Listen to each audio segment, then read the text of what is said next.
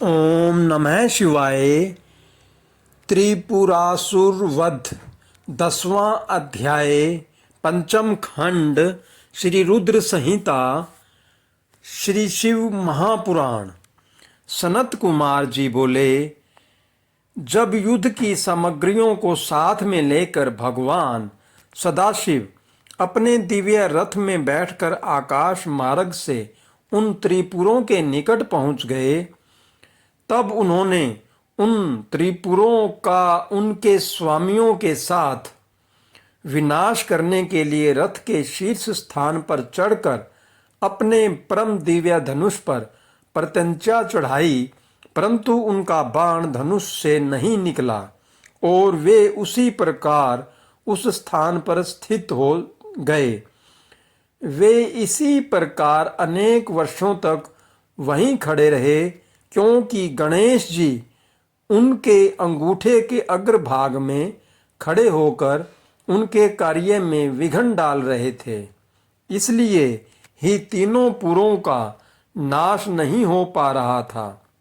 इस प्रकार जब भगवान शिव का बाण बहुत समय तक नहीं चला और वे एक ही स्थान पर स्थिर हो गए, तो सभी देवता चिंतित हो गए कि ऐसा क्यों हो रहा है। तभी वहां आकाशवाणी हुई, हे ऐश्वर्यशाली देवाधिदेव सर्वेश्वर कल्याणकारी शिव शंकर, जब तक आप गणेश जी का पूजन नहीं करेंगे तब तक त्रिपुरों का संहार नहीं कर पाएंगे। आकाशवाणी के वचनों को सुनकर सभी को बड़ा संतोष हुआ। तब अपने कार्यों को यथाशीघ्र पूरा करने के लिए भगवान शिव ने भद्रकाली को बुलाया। विधि विधान से सबने मिलकर अग्र पूज्य भगवान गणेश का पूजन संपन्न किया। पूजन संपन्न होते ही विघ्न विनाशक गणपति प्रसन्न होकर उनके मार्ग से हट गए और उन्होंने कार्य में आने वाले सभी विघ्नों को दूर कर दिया। उनके हटते ही भगवान शिव को ताराक्ष, कमलाक्ष और विद्युन्माली के तीनों नगर सामने नजर आने लगे। तीनों पुर कालवश शीघ्र ही एकता को प्राप्त हुए, अर्थात मिल गए। ब्रह्मा जी द्वारा प्रदान किए गए वरदान के अनुसार उनके अंत का यही समय था। जब त्रिपुर आपस में मिल जाएं, त्रिपुरों को मिला देख सभी देवता बहुत प्रसन्न हुए। वे प्रसन्न होकर भगवान शिव की जय जयकार के नारे लगाने लगे। तब ब्रह्मा और विष्णु जी ने महेश्वर से कहा कि हे देवादिदेव तारकासुर के इन तीनों दैत्य पुत्रों के वध का समय आ गया है। तभी ये तीनों पुर मिलकर परस्पर एक हो गए हैं। इससे पहले कि ये तीनों पुर फिर से अलग हो जाएं, आप इन्हें भस्म कर दीजिए और हमारे कार्य को पूर्ण कीजिए। तब भगवान शिव ने ब्रह्मा जी और श्री हरि की प्रार्थना स्वीकार करके अपने दिव्य धनुष पर पाशुपात तास्त्र नामक बाण चलाया। उस समय अभिजीत मुहूर्त था।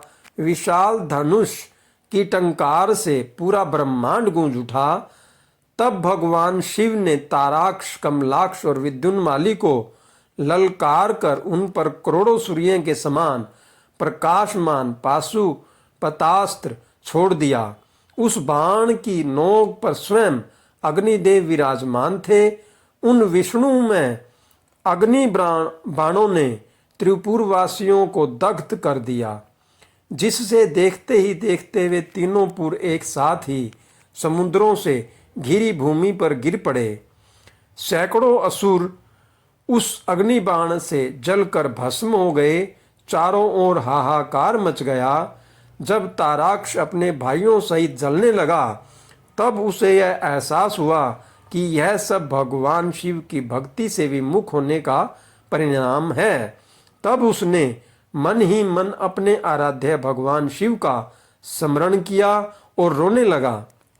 ताराक्ष बोला, हे भक्तवत्सल कृपा निधान, करुणा निधान भगवान शिव, यह तो हम जानते ही हैं कि आप हमें भस्म किए बिना नहीं छोड़ेंगे। फिर भी प्रभु हम आपकी कृपा चाहते हैं, अतः आप हम पर प्रसन्न होइए। भगवान, जो मृत्यु असुरों के लिए दुर्लभ है वह हमें आपकी कृपा से प्राप्त हुई है। प्रभु, बस अब हमारी आपसे सिर्फ एक ही प्रार्थना है कि हमारी बुद्धि जन्म जन्मांतर तक आप ही में लगी रहे। यह कहकर वे सभी दानव उस भीषण अग्नि में जलकर भस्म हो गए। भगवान शिव की आज्ञा से उन पुरों के बालक, वृद्ध, स्त्रियां, पुरुष, पेड़ पौधे आदि सभी जीव जंतु भी अग्नि की भेंट चढ़ गए। उस भीषण अग्नि ने स्थावर, जंगम आदि सभी को पल भर में ही राख के ढेर में बदल दिया। पाशुपतास्त्र से प्रज्वलित अग्नि में सभी जलकर भस्म हो गए, परंतु भगवान शिव का भक्त मैं नामक दैत्य, जो असुरों का विश्वकर्मा था और जो देवों का विरोधी भी नहीं था, भगवान शिव के तेज से सुरक्षित बच गया। इस प्रकार जिन दैत्यों या प्राणियों का किसी भी स्थिति में मन धर्म के मार्ग से विचलित नहीं होता है, उनका पतन किसी भी स्थिति में किसी के द्वारा नहीं होता है। इसलिए सज्जन पुरुषों को सदैव अच्छे कर्म ही करने चाहिए।